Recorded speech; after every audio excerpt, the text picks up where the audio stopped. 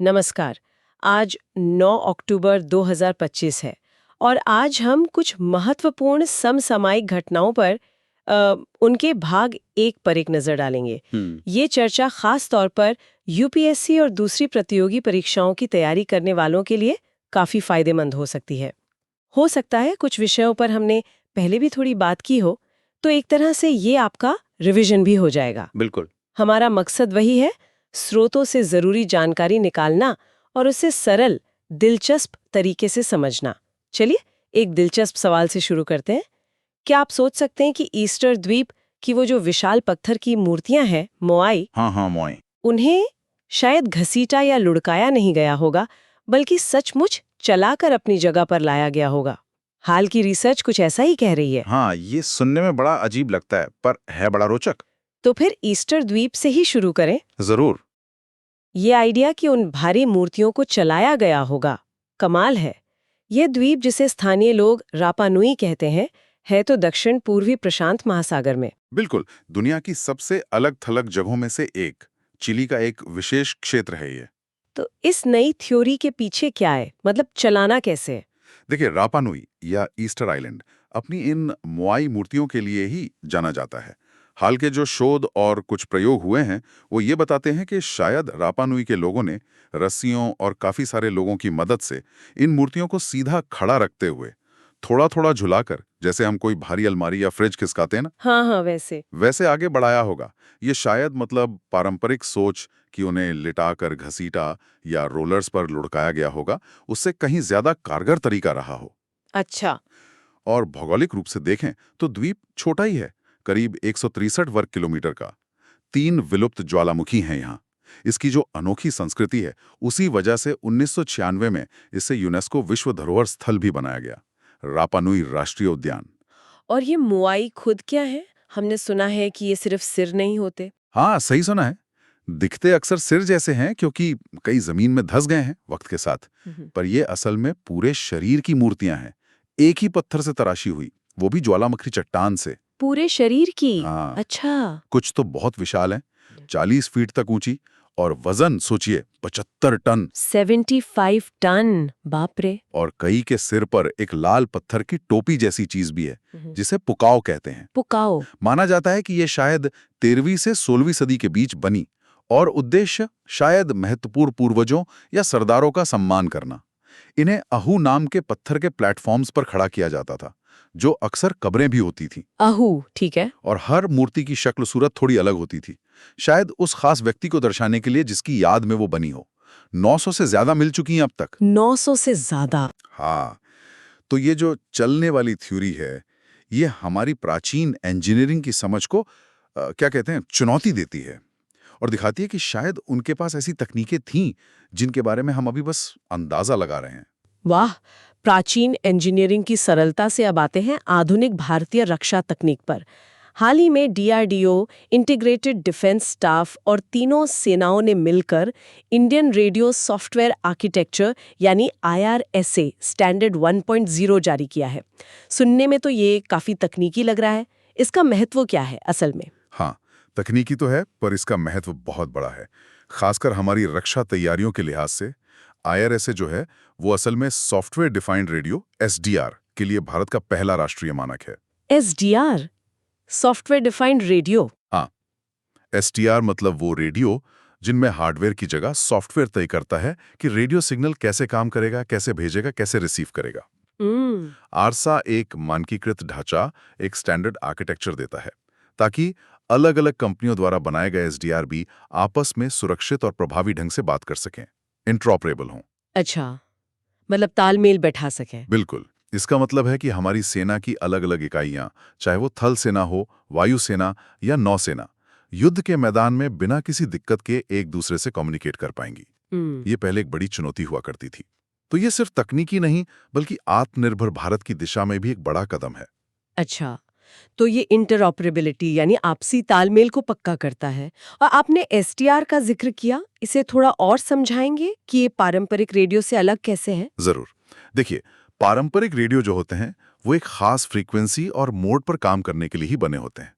उनमें बदलाव करना बहुत मुश्किल या नामुमकिन होता है। हार्डवेयर पर आधारित होते हैं वो। बिल्कुल, लेकिन एसडीआर सॉफ्टवेयर पर आधारित होते हैं, तो उन्हें जरूरत के हिसाब से आसानी से रीप्रोग्राम किया जा सकता है, अपडेट किया जा सकता है।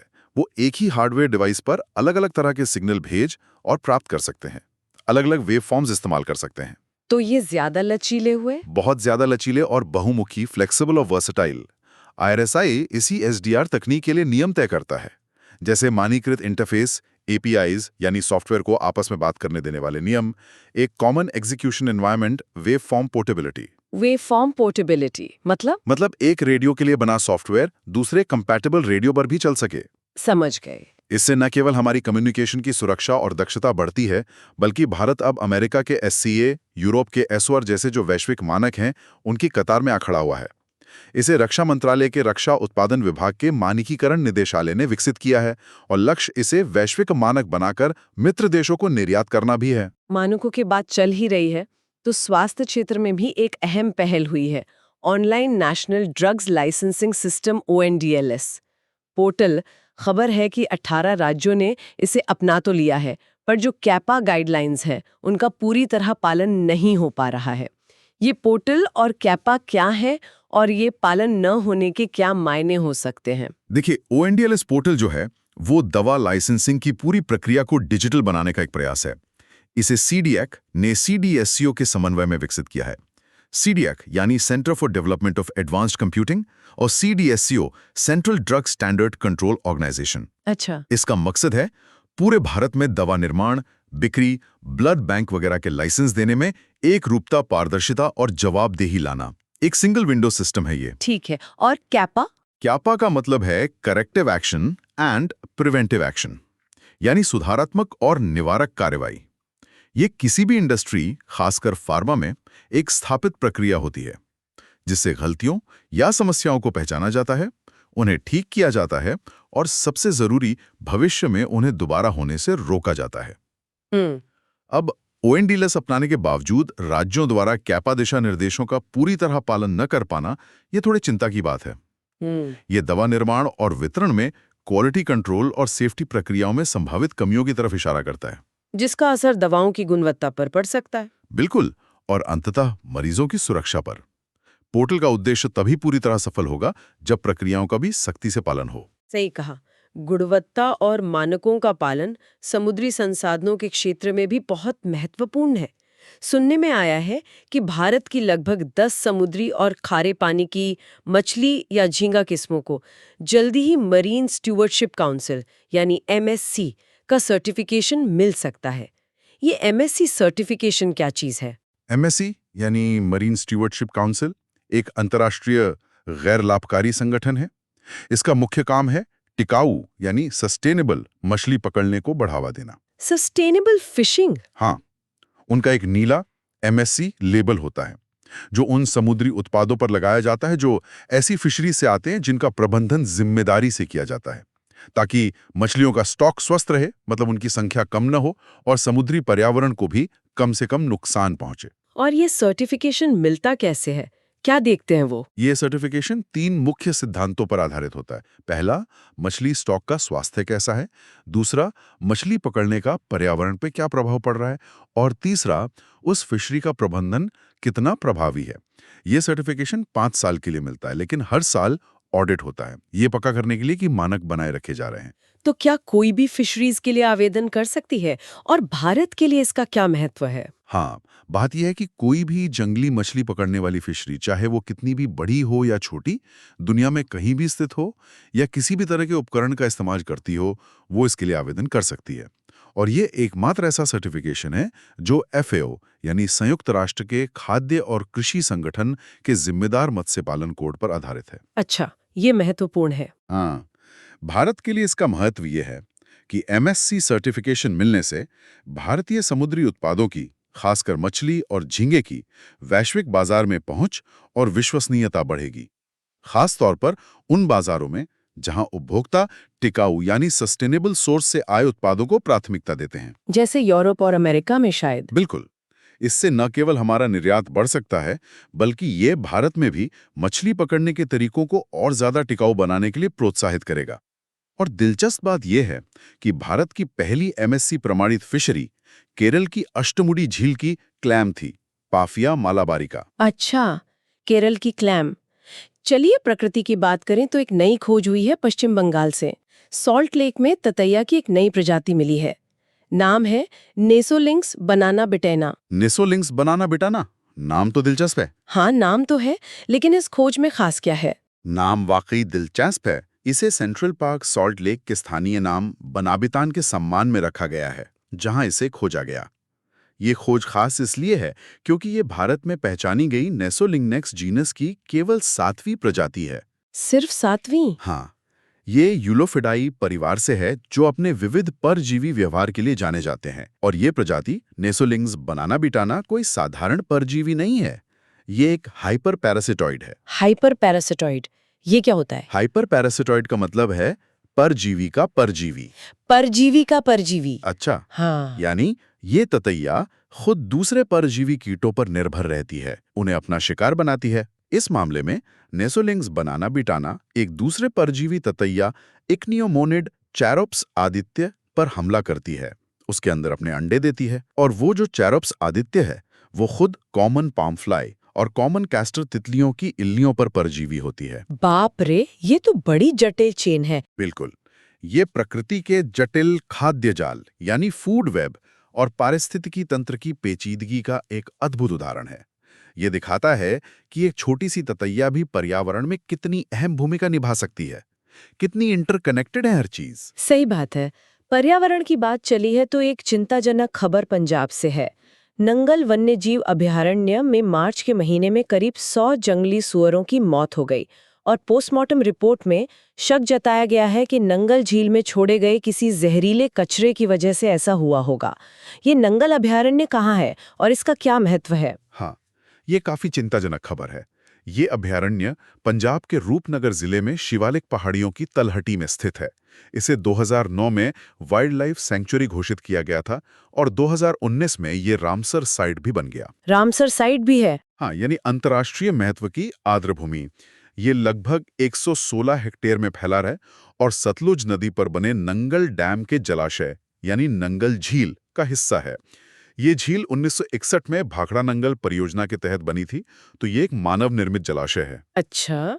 और इसका एक ऐतिहासिक महत्व भी है। 1954 में भारत के प्रधानमंत्री नेहरू और चीन के प्रधानमंत्री चाउ एन लाई ने यहीं पर शांतिपूर्ण सह अस्तित्व के 5 सिद्धांतों यानी पंचशील को औपचारिक रूप दिया था। पंचशील? यहीं पर, ये तो बड़ी जानकारी है। हाँ। और इसकी जैव विविधता के बारे में क्या कहेंगे? जंगली सुअरों की मौत का क्या असर हो सकता है? ये अभयारण्य जैव विविधता से काफी समृद्ध है। यहाँ 150 से ज्यादा पक्षी प्रजातियां पाई जाती हैं। इनमें बहुत से प्रवासी पक्षी भी शामिल हैं, खासकर जल पक्षी जो सर्दियों में यहाँ आते हैं। साथ ही यहाँ संकटग्रस्त प्रजातियां जैसे भारतीय पेंगोलिन, मिस्र का गिद्ध और तेंदुआ भी पाए जाते हैं। अब जंगली सुअरों की इतनी बड़ी संख्या में मौत, और वो भी अगर प्रदूषण की वजह से हुई है जैसा कि शक है, तो ये पूरे इकोसिस्टम के लिए गंभीर खतरा है। हाँ बिल्कुल। ये न केवल सुअरों की आबादी को सीधे तौर पर प्रभावित करता है, बल्कि खाद्य श्रृंखला में उनके शिकारियों पर भी असर डाल सकता है। और जाहिर है, झील के पानी की गुणवत्ता पर भी सवाल उठता है। ये घटना पर्यावरण नियमों के कड़े पालन की जरूरत पर जोर देती है। बिल्कुल। पर्यावरण संरक्षण की चुनौतियों के साथ साथ अर्थव्यवस्था में भी नई हलचल है। रक्षा मंत्री ने भारत का पहला रक्षा यूनिकॉर्न बनाने का आह्वान किया है। हम अक्सर स्टार्टअप्स के संदर्भ में यूनिकॉर्न शब्द सुनते हैं। ये असल में होता क्या है? यूनिकॉर्न शब्द का इस्तेमाल उन निजी स्टार्टअप कंपनियों के लिए किया जाता है जिनका मूल्यांकन यानी वैल्यूएशन 1 बिलियन अमेरिकी डॉलर या उससे ज्यादा हो। 1 बिलियन डॉलर? हाँ, ये शब्द 2013 में एक वेंचर कैपिटलिस्ट एलिन ली ने गढ़ा था, क्योंकि उस समय ऐसी कंपनियां बहुत दुर्लभ थीं, यूनिकॉर्न की तरह, मतलब काल्पनिक घोड़े की तरह। अच्छा, इसलिए यूनिकॉर्न। हाँ, इनकी मुख्य विशेषताएं होती हैं, एक तो अरब डॉलर का मूल्यांकन, दूसरा निजी स्वामित्व यानी वो स्टॉक मार्केट में लिस्टेड नहीं होती, तीसरा उनमें तेज विकास की बहुत संभावना होती है। वे अक्सर किसी नई या विघटनकारी डिसरप्टिव तकनीक पर आधारित होती हैं और निवेशकों से भारी मात्रा में पूंजी आकर्षित करती हैं। तो क्या इनका मूल्यांकन इनकी मौजूदा कमाई पर आधारित होता है या कुछ और? और ये यूनिकॉर्न बनने के बाद क्या करते हैं? नहीं, दिलचस्प बात यही है, यूनिकॉर्न का मूल्यांकन अक्सर उनकी वर्तमान कमाई या मुनाफे पर नहीं, बल्कि भविष्य में उनके विकास की संभावनाओं और बाजार पर कब्जा करने की क्षमता पर आधारित होता है, जैसा निवेशक अनुमान लगाते हैं। यूनिकॉर्न बनने के बाद कंपनी के पास कई रास्ते होते हैं। वे आईपीओ लाकर सार्वजनिक हो सकती हैं, मतलब स्टॉक एक्सचेंज पर लिस्ट हो सकती हैं, या फिर वे निजी बनी रह सकती हैं, या फिर किसी बड़ी कंपनी द्वारा उनका अधिग्रहण किया जा सकता है। जुलाई 2025 तक दुनिया में 1200 से ज्यादा यूनिकॉर्न थे। रक्षा क्षेत्र में यूनिकॉर्न बनाने का आह्वान भारत की रक्षा तकनीक में आत्मनिर्भरता और नवाचार को बढ़ावा देने की कोशिश को दर्शाता है। इसी संदर्भ में गजेल और चीता शब्द भी आते हैं, ये क्या है? हाँ, ये भी स्टार्टअप्स के लिए ही इस्तेमाल होते हैं, उनके मूल्यांकन और विकास की गति के आधार पर।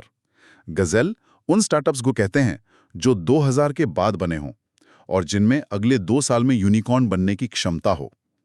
इनका मूल्यांकन आमतौर पर $500 मिलियन से $1 बिलियन के बीच होता है। ओके, यूनिकॉर्न से थोड़ा पहले। हाँ, और चीता वो स्टार्टअप हैं जिनमें अगले 4 साल में यूनिकॉर्न बनने की संभावना हो और इनका मूल्यांकन $200 मिलियन से $500 मिलियन के बीच होता है।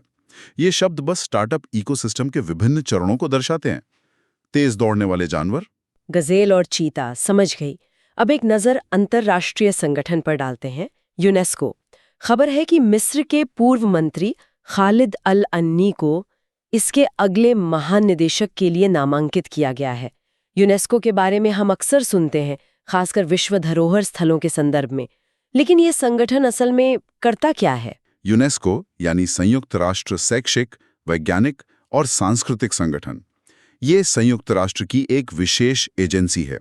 इसका मुख्य उद्देश्य है शिक्षा, विज्ञान, संस्कृति और संचार के माध्यम से राष्ट्रों के बीच सहयोग बढ़ाकर शांति और सुरक्षा में योगदान देना, साझा मानवता को मजबूत करना। शिक्षा, विज्ञान, संस्कृति और संचार। हाँ, इसकी स्थापना 1945 में हुई थी, द्वितीय विश्व युद्ध के ठीक बाद। ये संयुक्त राष्ट्र सतत विकास समूह का भी हिस्सा है। इसके 5 मुख्य फोकस क्षेत्र हैं। शिक्षा, जैसे साक्षरता बढ़ाना, सभी के लिए शिक्षा।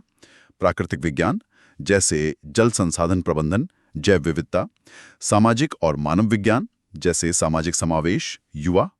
संस्कृति, जैसे विश्व धरोहर स्थलों का संरक्षण, सांस्कृतिक विविधता। और संचार व सूचना, जैसे मीडिया स्वतंत्रता, सूचना तक पहुंच। बिल्कुल, विश्व धरोहर सूची का रखरखाव इसका सबसे प्रसिद्ध काम है। ये उन जगहों को पहचानता और संरक्षित करता है जिनका पूरी मानवता के लिए उत्कृष्ट सार्वभौमिक मूल्य है।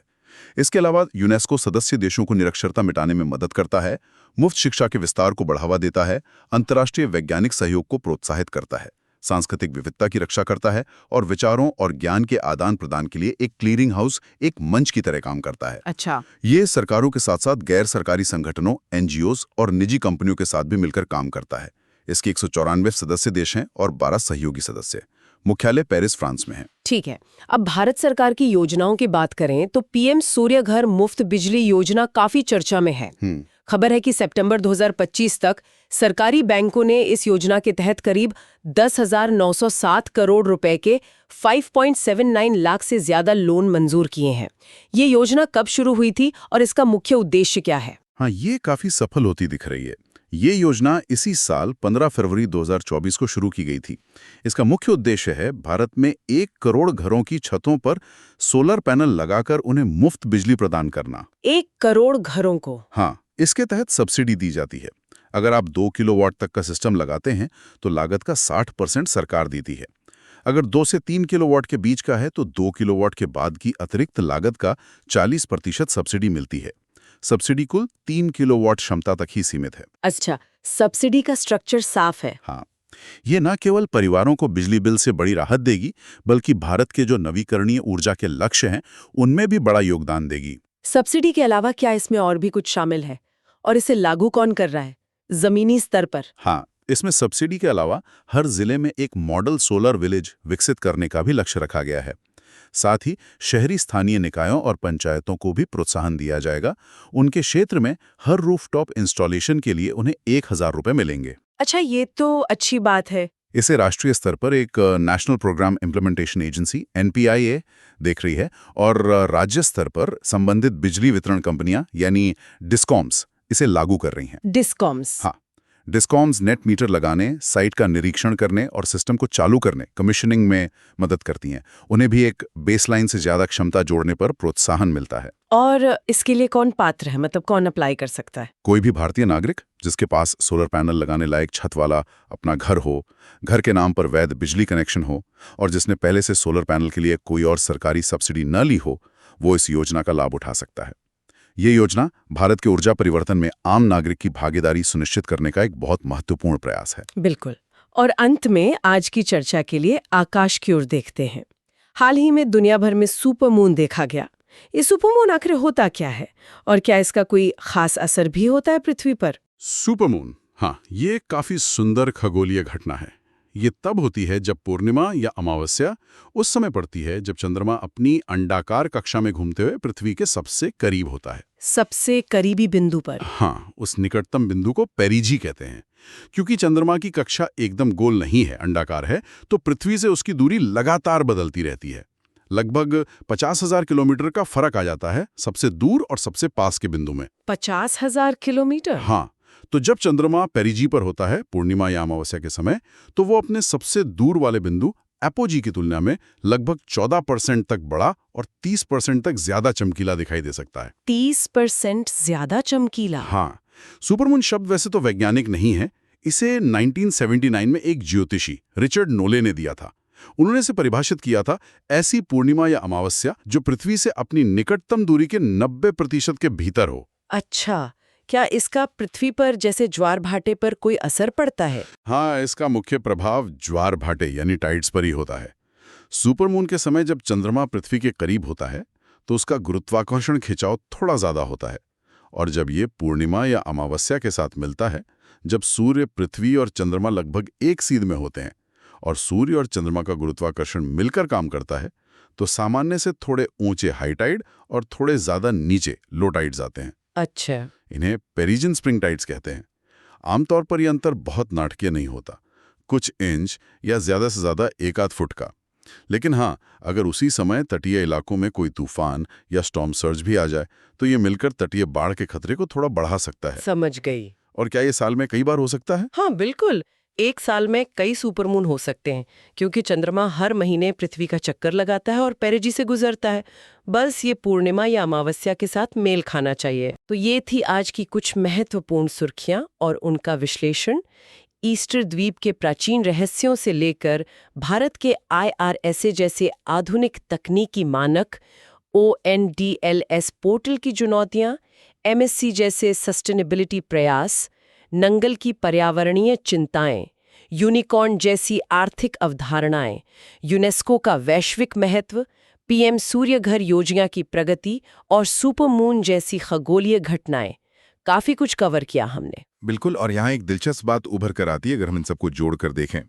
एक तरफ हम रापानुई जैसी प्राचीन सभ्यताओं की इंजीनियरिंग पहेलियों को, उनकी सरलता को समझने की कोशिश कर रहे हैं, वहीं दूसरी तरफ हम IRSA, यूनिकॉर्न और सोलर एनर्जी जैसी भविष्य की तकनीकों और अर्थव्यवस्थाओं का निर्माण कर रहे हैं। हाँ, ये विरोधाभास भी है और निरंतरता भी। बिल्कुल, ये दिखाता है कि मानव की जो नवाचार करने की, समस्याओं को हल करने की इच्छा और क्षमता है, वो हमेशा से रही है और आगे भी रहेगी। साथ ही नंगल और MSC जैसे उदाहरण हमें ये भी याद दिलाते हैं कि इस विकास की दौड़ में पर्यावरण और स्थिरता का ध्यान रखना कितना जरूरी है। UPSC उम्मीदवारों के लिए इन अलग-अलग क्षेत्रों, इतिहास, तकनीक, पर्यावरण, अर्थव्यवस्था, अंतर्राष्ट्रीय संबंध, इनके बीच ऐसे कनेक्शन बनाना, उनके आपसी संबंधों और निहितार्थों को समझना बहुत महत्वपूर्ण है। बेहतरीन समापन, ये सोचने के लिए एक अच्छा बिंदु है। सुनने के लिए बहुत बहुत धन्यवाद। अगर आपको ये चर्चा उपयोगी लगी तो कृपया लाइक करें और इस तरह के और विश्लेषणों के लिए चैनल को सब्सक्राइब करना ना भूलें। जल्द मिलेंगे अगले भाग के साथ। अलविदा।